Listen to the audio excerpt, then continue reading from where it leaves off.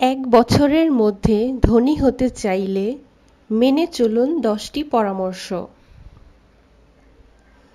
ধনী হতে কে না চায় বলুন, কিন্তু এটা তো আর ছেলের হাতের মোয়া নয় যে চাইলেই ধনী হওয়া যাবে। খুব সহজ কৌশলে কিন্তু আপনিও হয়ে উঠতে পারেন আগের চাইতে ধনী। জেনে নিন এমন 10টি মজার কৌশল।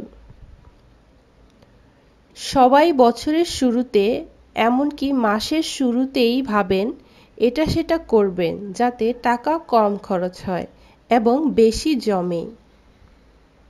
কিন্তু বছরের শেষে দেখা যায় যে অবস্থা ছিল সেই, পকেট ফাঁকা। কিন্তু জীবনযাপনে ছোট কিছু পরিবর্তন আনুন, এতে টাকা পয়সা নিয়ন্ত্রণ করা সহজ হয়ে যাবে এবং আপনিও হতে পারবেন ধনী।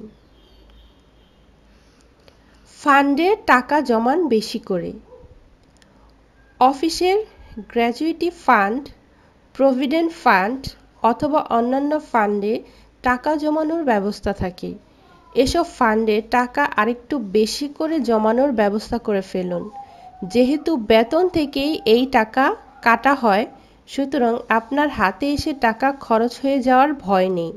বছর শেষে দেখবেন বেশ মোটা অঙ্কের টাকা জমে আছে সেখানে। ফান্ড ছাড়াও জমান টাকা।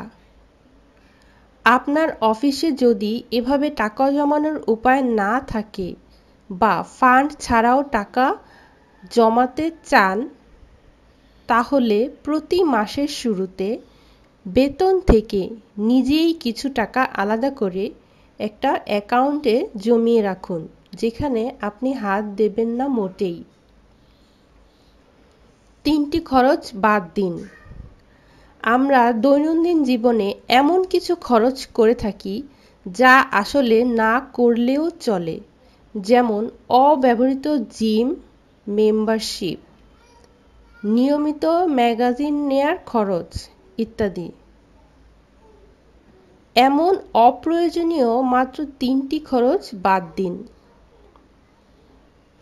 এগুলো বাদ দেওয়ার ফলে আপনিও আরও বেশি টাকা জমানোর সুযোগ পাবেন। ক্রেডিট কার্ড বাড়িতে রেখে আসুন। অনেকেই কেনাকাটা করার সময়ে ক্রেডিট কার্ড ব্যবহার করে যথেচ্ছ খরচ করেন, কারণ টাকা অফুরন্ত। কিন্তু ক্রেডিট কার্ড বাসায় রেখে বের হলে আপনার সীমিত একটি বাজেটের মাঝেই খরচ করতে হবে, ফলে অপ্রয়োজনীয় খরচ খুব কমে যাবে। ক্রেডিট কার্ড শুধুমাত্র খুব জরুরি খরচের জন্য ব্যবহার করুন। নতুন করে দেনা সৃষ্টি করবেন না। এক বছরের মাঝে আগের চাইতে ধনী হতে হলে নতুন করে এমন কিছু করবেন না যাতে দেনা তৈরি হয়। কোনো কিছু কিনলে তার দাম দ্রুত মিটিয়ে দেবার চেষ্টা করুন, আর পুরনো দেনা থাকলে দ্রুতটা মিটিয়ে ফেলুন। সবচেয়ে ছোট দেনাটা আগে শোধ করে ফেলুন। এভাবে একে একে দেনা মিটিয়ে ফেললে আর চিন্তা থাকবে না। জীবনযাপনের খরচ কমিয়ে ফেলুন 10%। এই খরচ কমানোটা খুব কষ্টকর মনে হতে পারে, এমনকি অসম্ভব হয়ে দাঁড়াতে পারে কারো কারো জন্য, কিন্তু গড়ে 10% কমিয়ে আনতে হবে সব খরচ। যেমন কিছু খাবার পাইকারি দামে কিনে আনতে পারেন, বিলাসিতার কিছু জিনিস ব্যবহার কমাতে পারেন ইত্যাদি। বেতনের 10% জমান। বেতন যতই হোক তার 10% জমিয়ে রাখার চেষ্টা করুন প্রতি মাসেই। এতে হয়তো প্রতি মাসে কিছু খরচ কমবে, কিন্তু অ্যাকাউন্টে টাকা জমতে দেখলে আপনার নিজেই ভালো লাগবে। অব্যবহৃত জিনিস বিক্রি করে দিন বা দান করে দিন। যে জিনিসগুলো অনেক দিন ব্যবহার করেন না বা দরকার হচ্ছে না, সেগুলো বিক্রি করে দিন যত দ্রুত সম্ভব। বিক্রি করতে না পারলে দান করে দিন।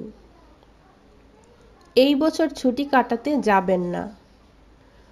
অনেকে প্রতি বছর একটা নির্দিষ্ট সময়ে ছুটি কাটান শহরের বাইরে। এবছর না হয় এই ছুটি ছুটিটাকে বাদই দিন। এতে মনটা খারাপ লাগবে বইতো, কিন্তু এই ছুটির পেছনে যে কতগুলো টাকা খরচ হয়ে যেত তা বেঁচে যাবে। কিছুটা ত্যাগ ছাড়া যে ধনী হওয়া যায় না তা তো বোঝেন আপনারাই। বাজেট মেনে চলুন।